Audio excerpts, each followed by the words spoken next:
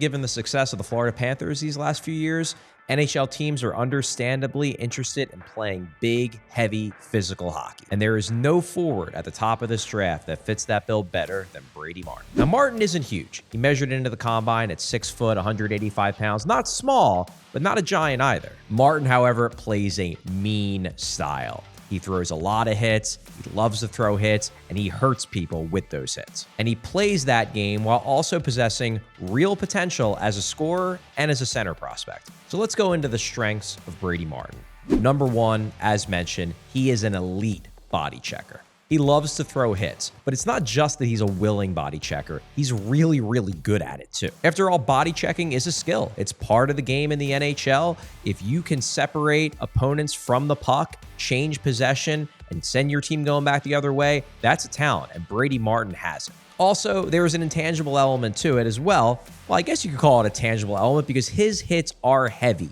They hurt opponents. But it's intangible because his hits are the kind of hits that get teammates rattling their sticks against the boards and get fans jumping out of their seats.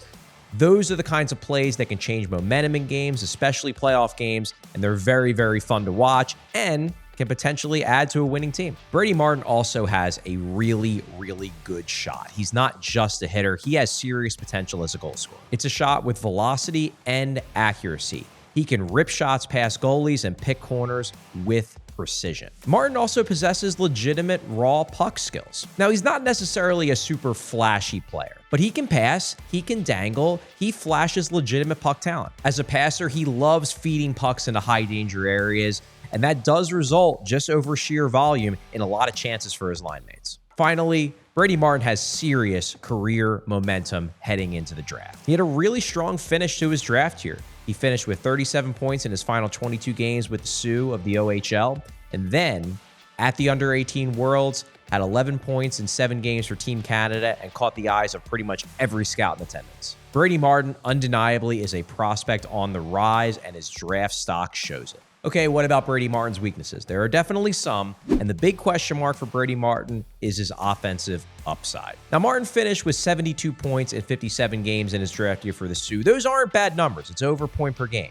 But it's not necessarily the kind of numbers you look for in a guy that you're considering taking in the top 10 or for the Flyers, 6th overall. Martin has skills, don't get me wrong, but they're not necessarily high-end skills. He's not a particularly flashy player. He doesn't have high-end playmaking ability. He only flashes serious puck skills. It's a real question as to how much he's actually going to score at the NHL level.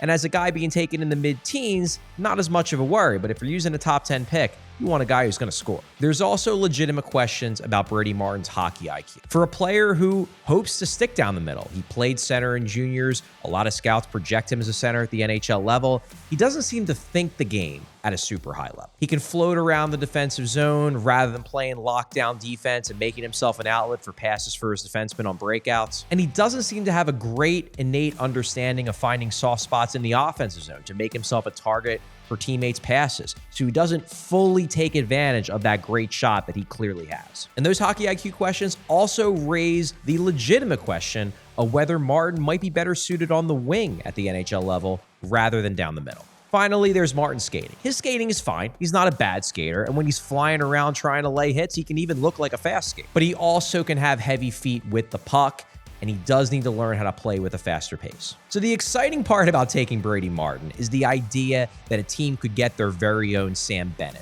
a guy who plays physical, is built for the playoffs, and can also score at a pretty high rate. But the risk is that he might only be a secondary scoring option at the NHL level, that he might not be that top-tier scorer that you're hoping to get with a top 10 pick. After all, even Sam Bennett, for all of his strengths, is more of a second liner for the Florida Panthers than a true offensive driver. Look, Brady Martin's almost certainly going to be an impactful player at the NHL level, especially in the playoffs. The question is, will he produce enough offense? Will he score enough to be truly worth a top 10 pick?